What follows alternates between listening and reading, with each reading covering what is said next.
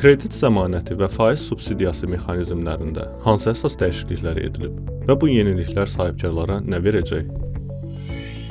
Sahibkarların maliyyələşmə imkanlarını artırmaq, xüsusilə investisiya layihələrinin həyata keçirilməsi prosesini asanlaşdırmaq məqsədi ilə kredit zəmanəti və faiz subsidiyası mexanizmləri təkmilləşdirilib.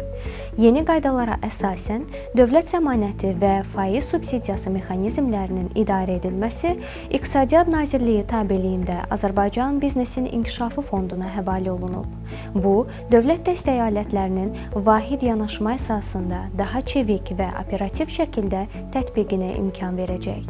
Yeni kredit təminatı və faiz subsidiyası mexanizminə əsasən, sahibkarlara kredit faizlərinin 50% həcmində subsidiya təqdim olunacaq.